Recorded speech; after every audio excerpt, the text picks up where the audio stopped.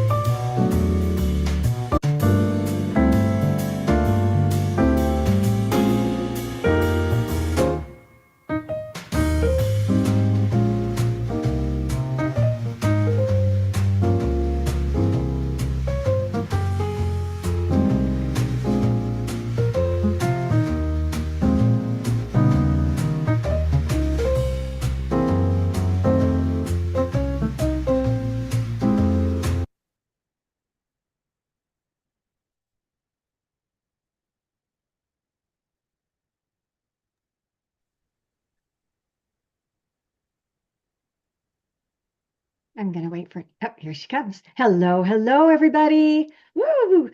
Welcome to the SpeechLink podcast. Today, Stuttering Affirming Therapy. Methods to stay grounded and off the roller coaster. I could have used that. Before we begin, let's cover our disclosures. Regarding financial disclosures, Nina receives an honorarium for this podcast, and she receives a salary, royalties, and has an ownership interest in intellectual property with her company, Speech Therapy Resources. Personally, I too receive an honorarium for this podcast, and I'm a regular seminar presenter for SpeechTherapyPD.com, and I own Speech Dynamics Inc. Neither of us have any non-financial relationships to disclose. All right. So happy to see so many of you here for this live SpeechLink podcast, sponsored, of course, by SpeechTherapyPD.com.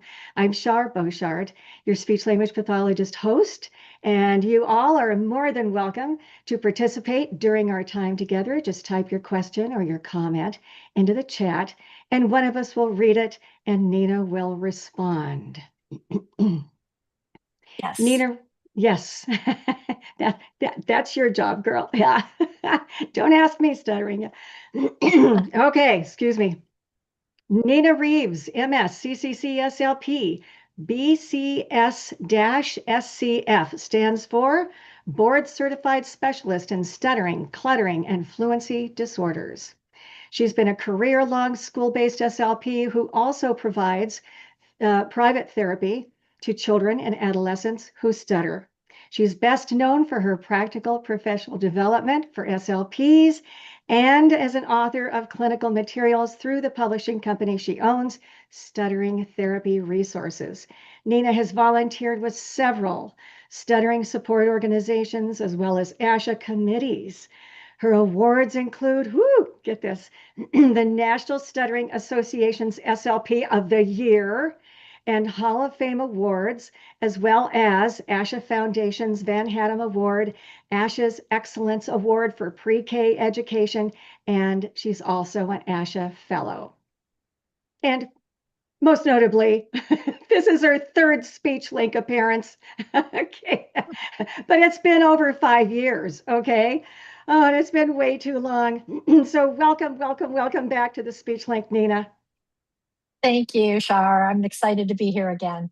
Oh, me too. I love learning from you. Well, And there's a I lot of things totally, to talk about. yeah, we do. I know, we totally do. And so that kind of, I am so sorry, that brings us to my first question, because I haven't seen you in quite a while. And I know you've been very busy, you've been studying, you've been speaking, you've been writing. So give me an update. What's the current information that I need to know about stuttering? I mean, kind of the broad or categorically, and how it impacts all of us as practitioners of people who work with who stutter, but also then as we go into our time together, let's get more detailed. Does Yeah. that work? Well, I think most people that are probably joining us today realize that, what I like to call the trench clinicians, those of us in the trenches. I think we realize that neurodiversity affirming therapy practices, they're not new, but there's new language that helps people get on board. And, Okay. it's been okay to stutter for a really long time, but the problem is that in our profession, it was okay to stutter some, or it was okay to stutter, but let's make that one smooth. So there were a lot of really not helpful mixed messages happening in the world of being a child, adolescent, or adult who stutters. They wanted fluency, maybe because that's the only thing they were ever told they needed was to speak fluently. And so there's a lot of mismatch between the fact that there's a difference in the brains of people who stutter and the brains of people who don't. The speech parts of the brain develop differently. And so stuttering is a neurologically based speech difference. And Okay. that is Okay. just drop the mic. It has Yeah. genetic, there's some genetic predispositions for some people. And for everybody, it's neurologically based. And that's very different from those people that joined the profession when I joined, when it was, we knew there was something going on, but we didn't have really good information. And people out in the world constantly are saying, talking faster than he can think, or he's just nervous, That's or right. that child, needs to just relax. It's always been sort of a very myth-based in society. And so now the neurodiversity movement has really helped us language for people to understand that people who stutter, it's normal and natural for them to stutter. It's like, yes. And so that fluency focus is taking a big backseat, as it should. Okay, so it is normal and natural because of how their brain is wired, is what's going on in there. How the speech aspects of the brain develop, and then how the speech, the speech system works. Sometimes there's overcontraction of speech muscles. It's not their fault. It's not something that they can grab a hold of and just constantly be fluent. Those days are so over. But it's hard to do a culture shift. And so I think when you said, how does it impact those of us who are practicing clinicians? It impacts us in understanding that we're going to have to keep what's good in our therapy practices and what's affirming to people who stutter, and then start some, either small or big changes, depending upon when you got, who you got your information from and how old you are sometimes. But I think it's important to realize that the change is here. It's been here for a while. And I think that those SLPs who are trying to make that change even bigger in their practices are coming up against some roadblocks. And I hope we can talk about some of those today. Okay, good. Now, in your title, you want to keep us off of the roller coaster. I really do. Yeah. And describe the roller coaster? Is that basically what you're saying? That we did not have explicit information about what caused it, or really how to treat it, and so we just kept going round and round in circles? Or how would you how would you define that? I mean, I could probably relate to it, I'm thinking, but what is that? I mean, for me, the reason I made it about the roller coaster is because when change happens and people have to do some work, sometimes they jump on the roller coaster of whatever is right in front of them, and they go round and round and round. It's more about the SLP not being on the roller coaster and feeling so dizzy and overwhelmed that they can't make decisions. And I think that's when things sort of go off track, pardon the pun. And I think I used to tell my daughter, this is where the roller coaster came from, is I had an adolescent daughter, and I just would always tell her, whatever the crisis is this week, right? You get on the roller coaster if you need to, but I'm going to stand here and hold your coat. I'm going to be down, feet on the ground, hold your coat until you decide to sort of come around. And then because I can't support, and I want SLPs to think about this, we cannot support students who stutter if we're on the roller coaster with them. And so we're going to plant our feet on the ground, hold the coats, and which really is, in my mind, holding the coat just means I'm going to be the stable voice, educated, professional, stable voice that's not just going to take things from the internet or the air and say, this is the way we ought to do it. I'm going to be focused, and I'm going to make these changes a little at a time. Okay. All right. Okay. Yeah. I like that stable force. And that comes from much of the research that you're talking about because we now know kind of what's going on in the brain. Well, I don't want to overgeneralize and say we know what's going on with the brain because I don't know what goes on in people's brains. Yeah. I'm not, But this there's is a reason. There is right. a neurological reason. I mean, Yes. I went to Western Michigan University and had Charles Van Riper for stuttering. Hello. Yeah. Yeah. Okay. And I mean, if you've ever read about what he did, he would go to his cabin in the mountain for months on end and devise all of these devices and things. I mean, really kind of barbaric things that he would do to himself in an effort to try and curb his stuttering. Yeah. And I mean, this has been a long time coming. It Yeah. really is. It really is. Now, I want to kind of delve into, some specifics and things, but is this way of looking at stuttering pervasive? Is everybody doing it right now? Or is this something that you and others are out there and kind of encouraging other people to look at this way of looking at stuttering? Well, that's $1 million question. Um, Okay. I'm going to tell you there has always been disagreement on how to work with stuttering because you just made mention of Charles Van Riper doing these things that I'm not sure I know what you're talking about, but I know Charles Well, Van Riper he talked about him. also. He's very what he came up with in stuttering modification, the old term, the cancellation, pull out, prep set, Yeah, and the I voluntary remember that. stuttering is Yeah. so still valid today. It's still very valid. It's not barbaric, and we have to just make sure that we're not doing anything in therapy to help kids not stutter.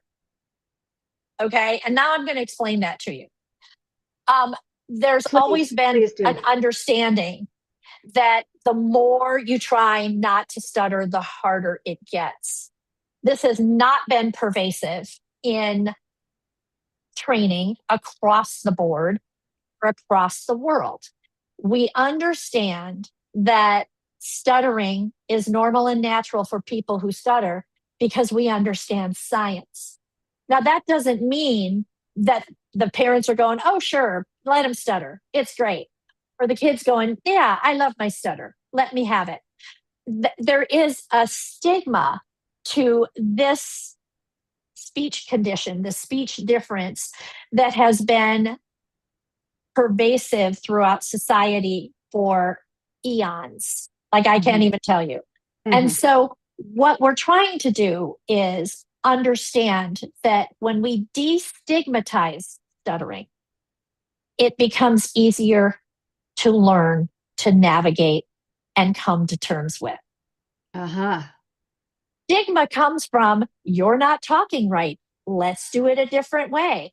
And the kid's neurology is, glitching, and there's some stutters there, and they're thinking they're making a mistake when they're not. It's not a mistake for them to stutter. So if we stay with that, if it's okay, I'm going to back up a second. The first thing I want to talk to everyone about is that foundation. When I stay on when I'm holding the coats with my feet on the floor, it's because I know the International Classification of Functioning, the ICF model, Functioning, Disability, and Health. It's the World Health Okay. Organization's ICF model. And Say it it's again. ICF. What is it? International Classification of Functioning, Disability, and Health. It's from the World Health Organization. It's a framework that is used for every condition, every disorder, every disease. It is an understanding of the experience of different conditions. Okay. Now, Sure. it's in our scope of practice. It's in the ASHA scope of practice. So we're supposed to know about this. And Okay. if you don't, then I have tons of ways that you can look more about it. Obviously, it's on the ASHA website. In our books that Scott Yaros and I write, we talk about the ICF all the time. And it's the foundation of understanding the presumed etiology, which is neurological for all, genetic for some. And the difference is that impairment in body function. That's the moment when people who stutter feel stuck. And I'll tell you, you're not always going to see it. Not every stuckness is visible to the listener. All right. So that's an impairment. Give me an example. Kids can stutter without you seeing it. What? Say that again. Kids who stutter can stutter without you seeing it. Without seeing it and hearing it. No. Not recognize. No. Okay. I'm back up. I'm sorry. I see a confused face. Let me just do no, this. I'm just trying to, yeah. I want to get this. All right. Kids who stutter don't always stutter visibly. I was in a block just now. You had no idea. Okay. That was, kids can do a block. Okay. They can, right. Yeah, there are stutters that you're not going to see. Okay. And maybe not hear. Okay. Okay. Okay. So I got that. That's that number one. Okay. Number one.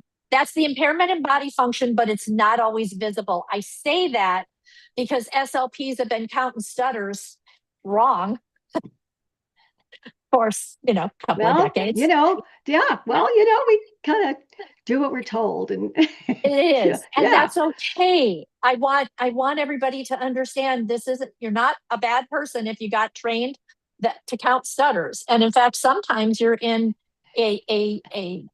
you work in a place that makes you do that particular very kind thing. of part of your assessment. So what I want to say is that impairment in body function, that's the moment when a person who stutters feels stuck. It doesn't matter if you see it, parents see it, doesn't matter. They're feeling it. Okay. Now, so that's the impairment in body function. Okay. The ICF also has the affective, behavioral, and cognitive reactions. So that's the response to either the feeling stuck or the listener reaction. That's the thoughts and the feelings and the behaviors that a person who stutters takes on because they're a person who stutters in a world that doesn't get it. Yeah, they take it on. I feel embarrassed.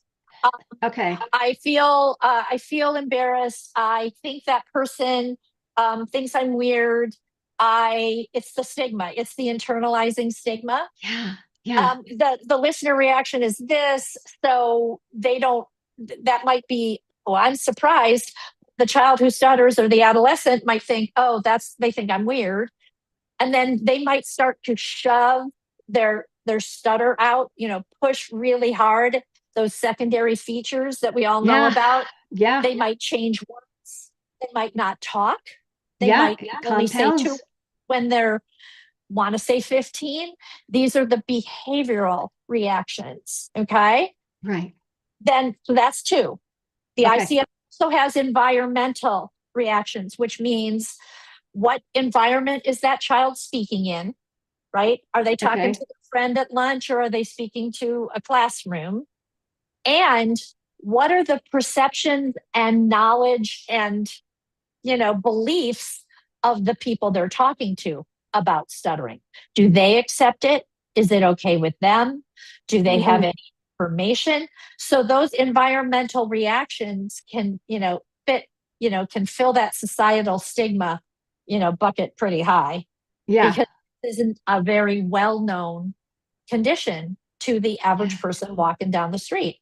Right. So that's impairment in body function, the affective, behavioral, and cognitive reactions, the environmental reactions, and then where the rubber meets the road, the activity limitations and participation restrictions. What in the world? That's impact. Like all of this is talking about impact. What does the child not do? Do they limit their participation?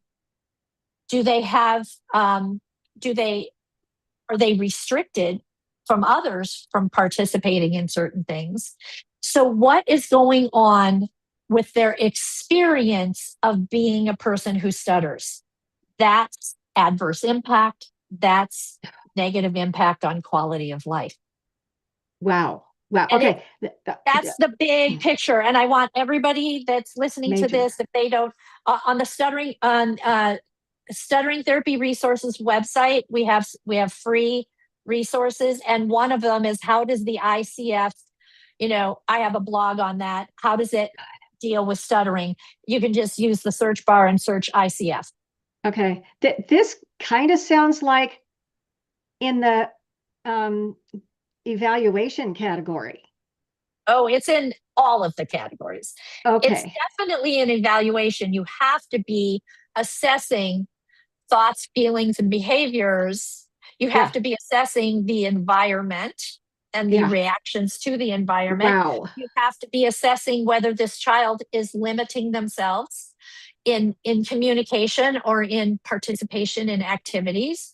And we want to know how stuck they're feeling, but I really want to, commit to the ICF, and then so you assess that way, and then you write your therapy goals that way, and then you address it in therapy, and then you document in that way.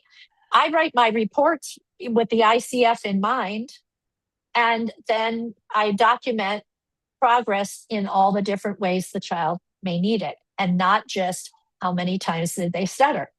Can I tell you something, Char? Yeah. You ready? I haven't counted a stutter on a child in probably 20 years. Sorry. Really? Not for real. I'll count them if I'm in the public schools, right? So sometimes I had to do the counting.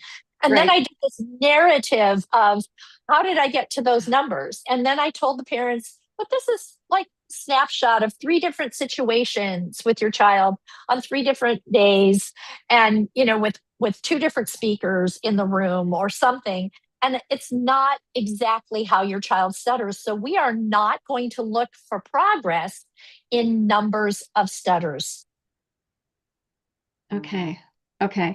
We're just not. I've been doing that for 30 years. Wow. Go, Nina. Okay. All right. Now, I mean, this is amazing information. Yes. For the speech language pathologist. It's probably even more amazing information for the individual that is stuttering, and for the parents that are stuttering, of that individual that's stuttering. Yeah. So, I mean, there's a lot to this. Now, before we move on, there's a lot to learn. There's a lot to unpack, and it gives us all sorts of other things, I'm going to say, to do. Okay. Yes. And because we haven't even talked about efficacy, I want to go there, but we do have Michelle here, and I want to address her. I often feel inadequate treating stutterers because I'm not a stutterer myself. Does this newer philosophy make it easier to work with folks who stutter because we are not trying to cure anything? Well, thank you, Michelle, for being vulnerable enough to put that out there. Yeah, I love it. I really do believe that this type of philosophy of therapy doesn't make therapy easier. It makes therapy different. And if you can feel like you have been given permission not to cure stuttering, which, by the way, I give you permission right now if you'd like it. I think that takes the big feeling of failure off of the therapist, the kids, the adolescents, the parents. Everybody feels like a failure when the kid continues to stutter. And it's like, yeah, but their neurological basis, now we're talking school age here, right? Okay. The longer a child continues to stutter, the more likely they are to continue to stutter. That's science. Okay. We don't have ages or anything like that, but realistically, kids in the school age are likely to continue to stutter in some fashion throughout their lives. I don't have a crystal ball. I don't know which ones will and which ones won't when they're in preschool. I do know that school-age stuttering therapy that helps children come to terms with stuttering and helps the environment understand the entire experience, which I've just tried to describe through the ICF model. So keep going on the ICF. That was good. That was good. Then I think when that kind of therapy helps the person who stutters, and it also helps the speech language pathologist to understand you're not doing anything wrong when the child continues to stutter. You're not a bad therapist. Here's the differentiation. I think what we want to do is help kids speak freely, spontaneously, stutters, yep, you bet, and understanding not to struggle, okay? To have less struggle, avoidance. Those types of things impact the quality of life more than the basic stutter does for many children. It's about that entirety of the ICF model. And we really need to dig into that, and that can help us see our therapy in a new way. Boy, it sure is. Okay. Now, okay. I see Leah. Leah has a question, but that's a question I get asked all the time. It needs 3.5 hours. I will address it in a moment, but I'd like to continue with something because you and I talked about this before, we created it. And one of the things that, before we dive too far into the fact that some people are going to have a big change in what they're doing, right? Some people are not, because this isn't new. This isn't like a new philosophy. This philosophy has been out there for a really long time, but nobody would listen. It's like, it's okay to stutter, but let's make it smooth, because the training was all about behavioral, about the moment of stuttering, not the experience of stuttering. Right. Ooh, that's a good way of putting it. It is. And so when we stop obsessing about what's going on in a kid's mouth, most of which we can't see, then we can realize that it is the speaker's experience of stuttering. Like Scott Yaris and Bob Queasel wrote in the OASIS, the overall assessment of the speaker's experience of stuttering. It was like revolutionary that somebody actually asked the speakers who stutter what they needed.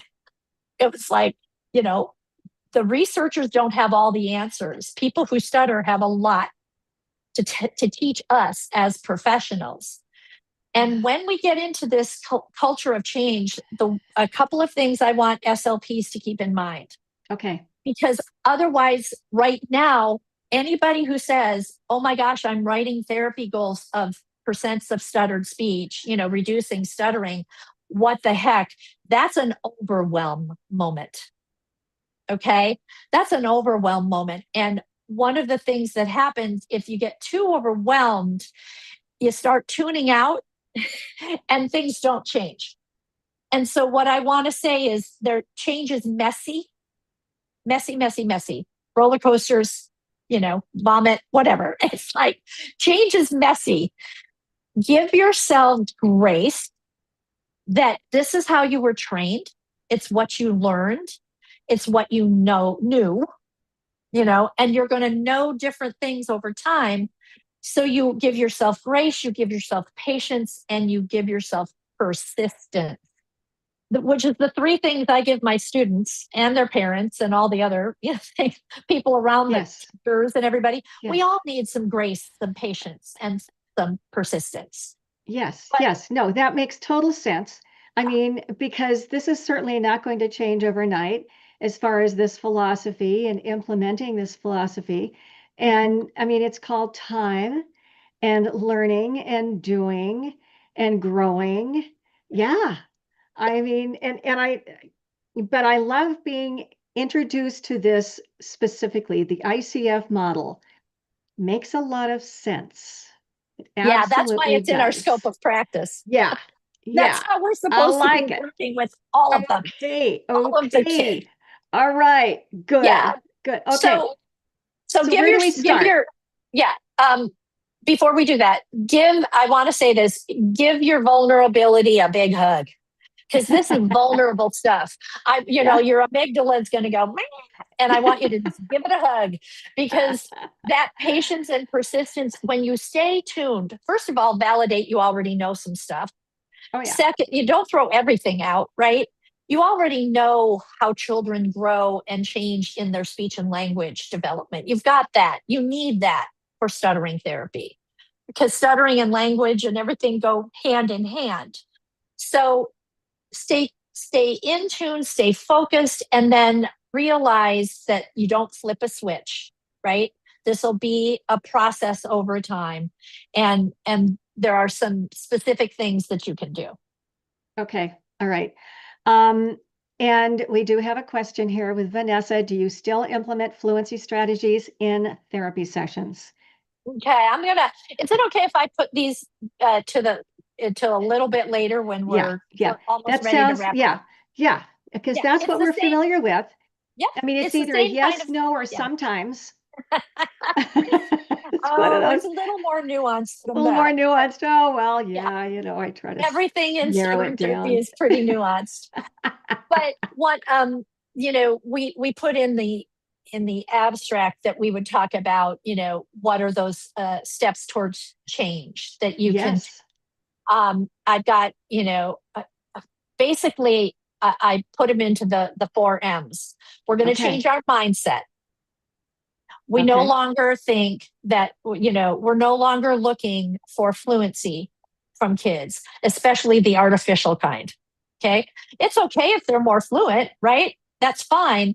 But if they have to do weird artificial things, first of all, they're never going to do it. I don't know any kid I've been doing this for a really long time, and there's not a lot of kids who carry that over into real life.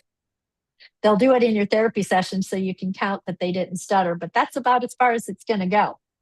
Yeah, I'm just being you're real. right.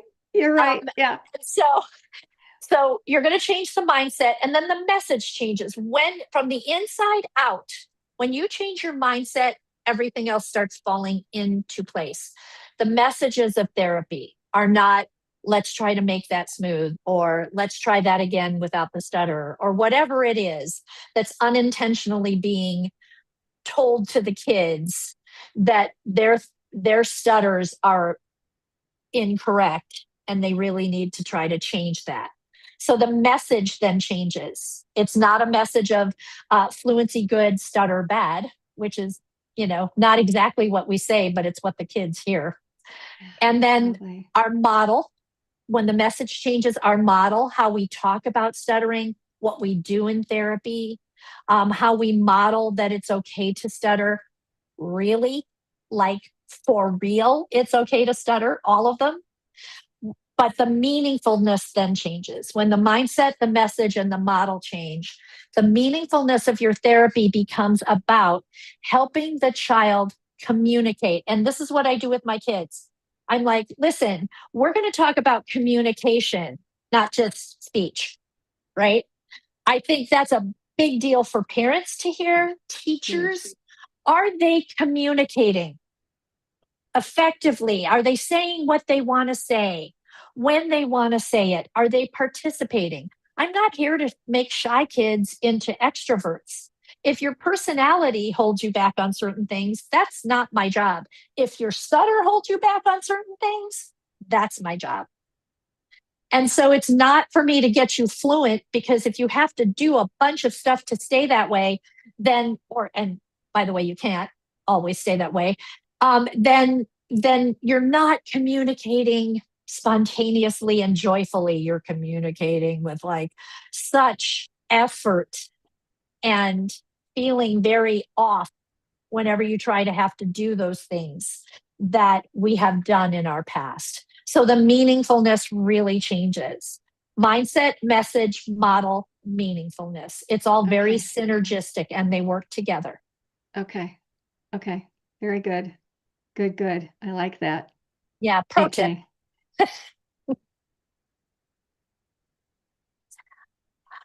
I'm checking. So let me give you some tips on finding more information first, and then we're going to talk about some activities that are going to pull in these other ideas that somebody has asked about. Okay. Now I know we only have an hour. You are not. I hope your expectation was not that you're going to get everything you need to know about stuttering therapy in an hour, because my magic wand is broken. Yeah. Well, I think people realize that. Yeah. Although everybody realizes it, but they'd really like it if they could, get it in an hour. It'd be great.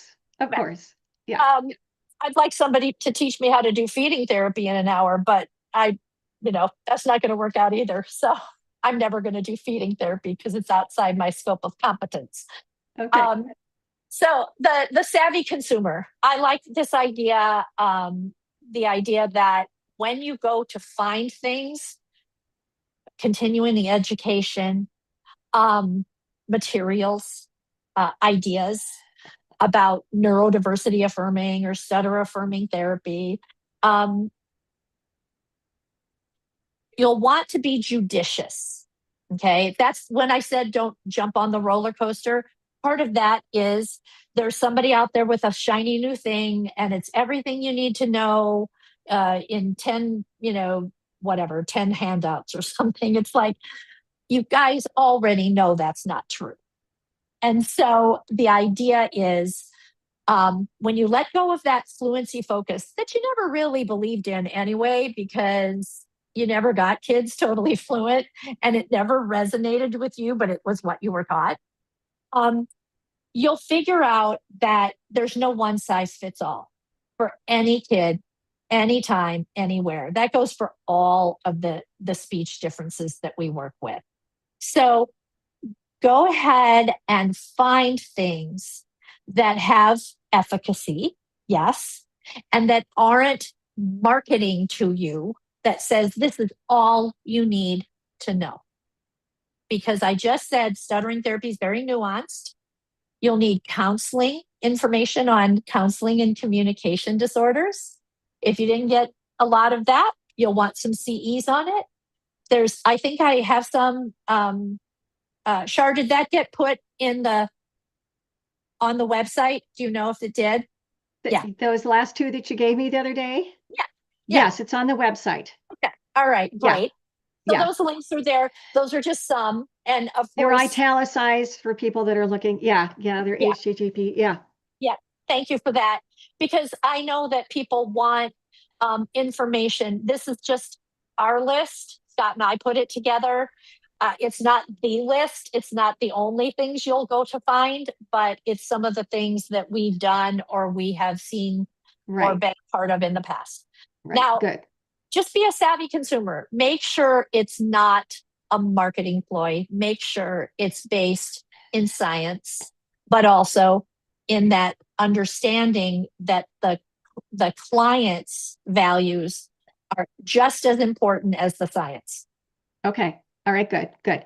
Now, Michelle has given us another message. It says this message is paradigm shift. You want to read that? Yes, the message in paradigm shift really needs to get out to the school-based SLPs and equally to the special ed departments in the districts who employ them. This is the only way, whole point, I got to pull it down. This is the only way that school-based therapists can be supported to work this way, as opposed to counting the stutters. Appropriate goals can be written. Yes, they can. And we don't have to count things. We work in the idea of communication. We go through the ICF and we document that way.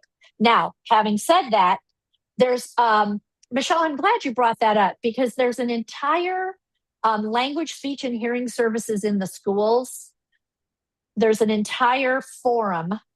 It's an entire publication that was January of 2023, and it was on ableism in the public schools for stuttering and autism.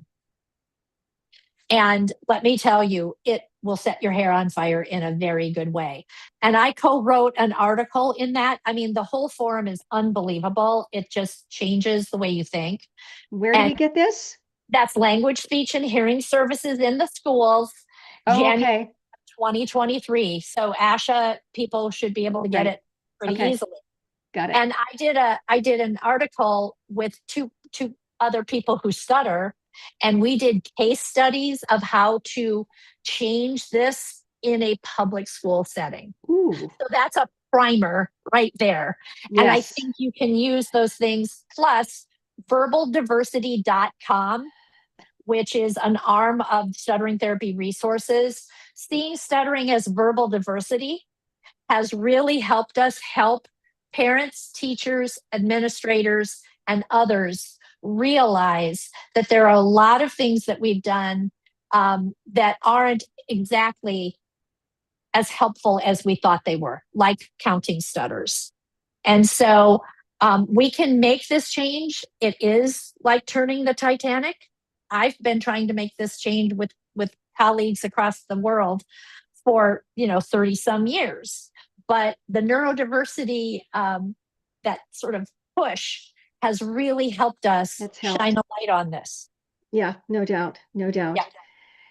Okay, now, so the research that you did with the two individuals that stutter, where do we get that? Is it on your website? Is that listed in your references? Because I know that you gave a page of references that they can get there at SpeechTherapyPD. Is it on there?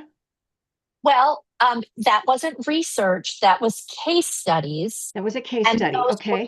Those were that wasn't like this was a peer-reviewed article. Wow, really peer-reviewed. But it's in Language, Speech, and Hearing Services. That's the one I was talking about. Oh, okay. Yeah. All right. Yeah. So that was one article, or were you talking about two?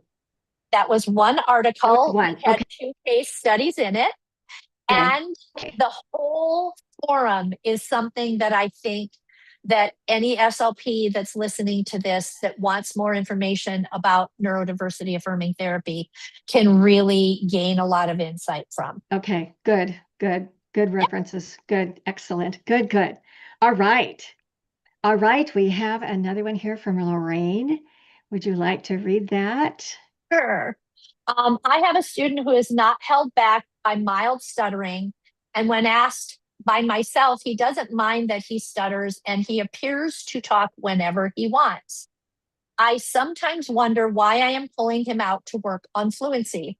I think I really need to work with the mindset of everyone else. Okay, two really good points here, Lorraine. One, you're on the right track of helping the people around this young child. I don't know how old that child is, understand and learn to navigate listening to a person who stutters. Yes, that's very important for all kids who stutter and adolescents and people. So I think that's very helpful. The other thing I want to say is I never take at face value, I'm okay with my stutter. Okay. If it's true, I celebrate. Yes, I'm not like looking for trouble, but appears to, these are not data driven. And I know you're just writing in a comment, but I want to make sure we understand it's about like the OASIS. I don't know if this child is old enough, 7 or above, but the overall assessment of the speaker's experience of stuttering is something that in my districts, if you haven't given the OASIS and it's appropriate for that age or cognitive ability of that child, then you're not done with your assessment. Because we have to have things that help us understand the thoughts, the feelings, the behaviors, the impact, and the stutter. How stuck do I feel? Am I struggling? Am I changing words? I look fluent. So mild fluency on the front does not mean a thing. I know this sounds like heresy, but there is no such thing as mild fluency. We took our severity ratings off of all of our reports. It just freaks parents out and it doesn't really mean anything. because a child Okay, can so be what do you mild. say? What So do you say? we just say, we do the narrative. We say, this is what we saw, this is what the child told us. So there's a lot more information rather than we saw the kid stutter or didn't. Okay. Okay. Mild just means a child can be mild stuttering and severe, depending upon the situation, the day, how stuck they feel, how worried they are about being seen as a person who stutters, whatever. Right. So the severity rating's not helpful.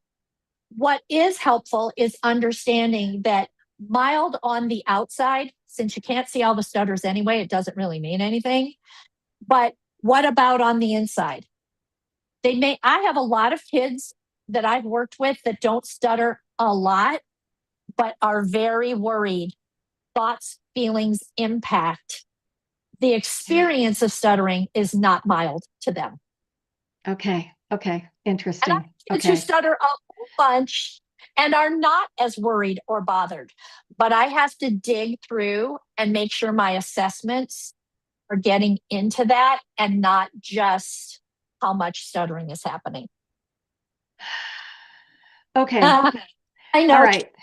Char's Okay. like, No, this is so good. No, I'm good. Well, I'm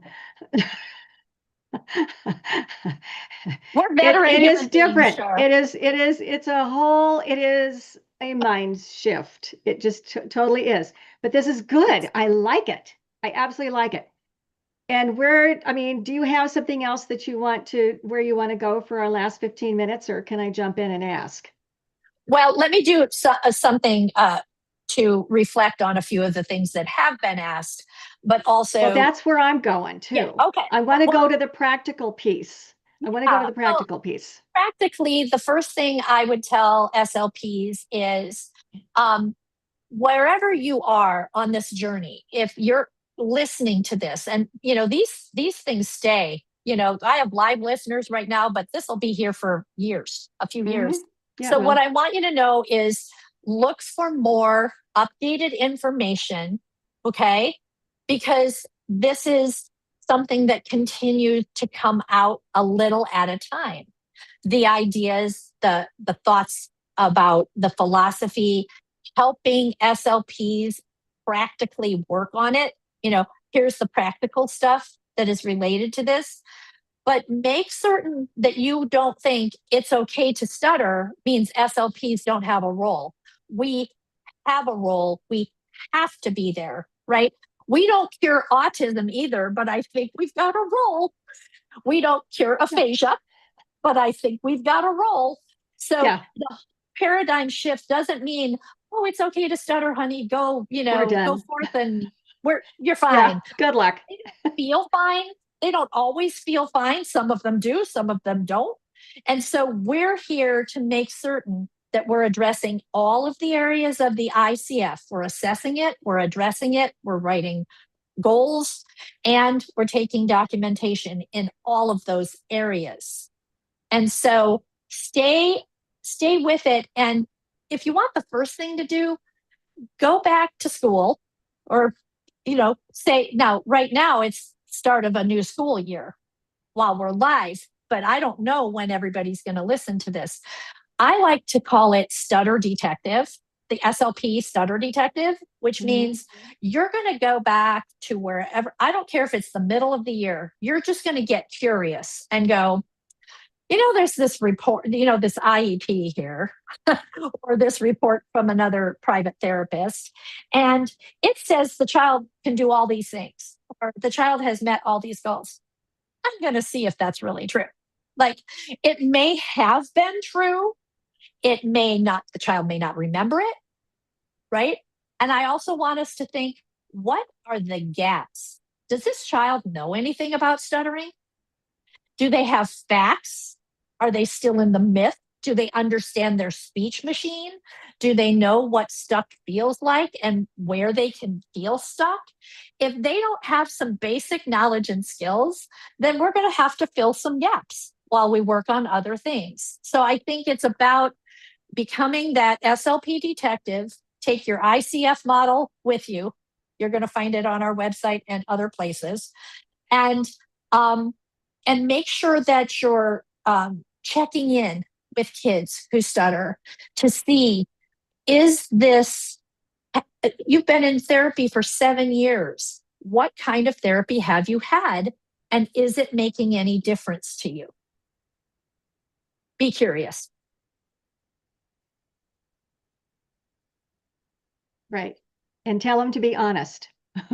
Yeah. Because they'll tell you what they think I need to hear. That's right. That's what they'll do. Yeah. Yep. Yeah. All those sweet kids. Those sweet kids. Okay. All right.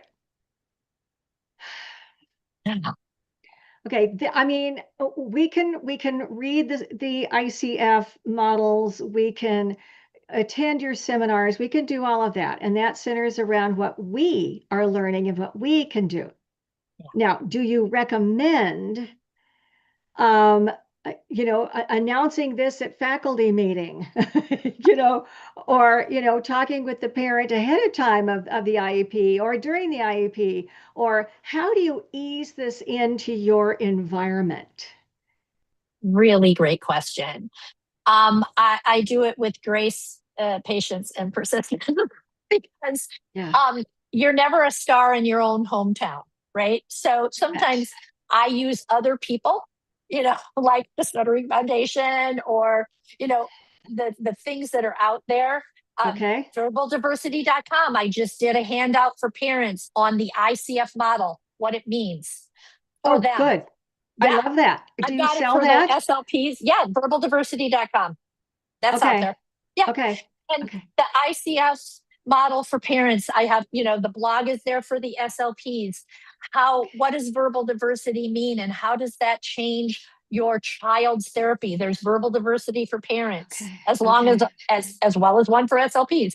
We continue to put this stuff out there because it helps SLPs get that foundation, that feeling of a framework. The ICF is the framework from which you work.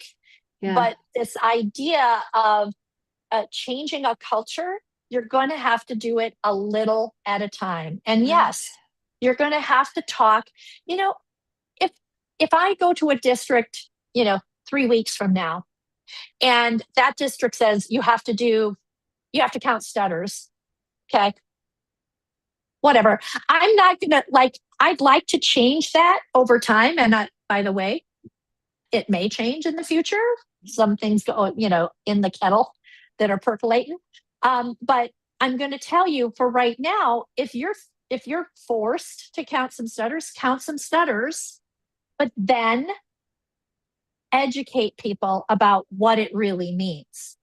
Talk to them about stuttering variability. The only thing consistent about stuttering is that it's inconsistent. And that's normal. So it's going to go up and down.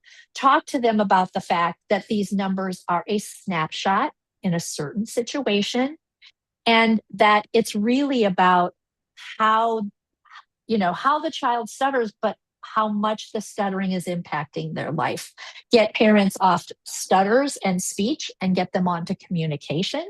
These are things you can ease into over time. Okay. Those are good. Those are good. Those are doable. They are. Very doable. They are. Yeah. Handouts, and then get your own language so that you can explain it. Talk to people like I've been talking with you about the fact that children who stutter are not doing anything wrong. Be culturally sensitive. I have to stop everything and say, be culturally sensitive and culturally competent, because different cultures believe different things about stuttering. So even though the science tells us we're not going to cure it, that doesn't mean that there isn't a parent out there that's going to be expecting you to do just that. Yeah. So it's coming to terms. It's coming to terms. It's navigating and coming to terms and talking about communication and widening your message and model to meet the fact that children need help with communication, irrespective of whether or how much they stutter. Okay. Yeah, this is really good. So it's basically having the information in front of you, having an understanding of the information, and then just chipping away. Okay. That's a good way to put it. And mindset changes. All of the stuff of like, how am I going to say it? You're not going to need a script from Nina and Scott, right? You're not going to need a script from us. You're going to say, I can do this because I understand the ICF. I understand stuttering at a deeper level. I know this child experiences differently than that child experiences it. And then the way that you say it will start to become more natural to you. Yes, yes, of course. Yeah, the more that you do it, the easier it becomes. Now, give me an example. And it could be, elementary, middle, high school. Just give me an example of you speaking with an individual that stutters. And I'm just wondering, and I'm sitting here thinking, if I were an individual that stutters and you told me that I'm okay, I'd probably burst into tears, how do the kids take it? Or do they are like, well, but I'm here for you to stop me? Or do they like, thank you so much? I mean, or is it the gamut, the spectrum of? Yeah, it's the gamut, Char, because what we need to understand is even if a child feels like, oh, fine, somebody finally gets it.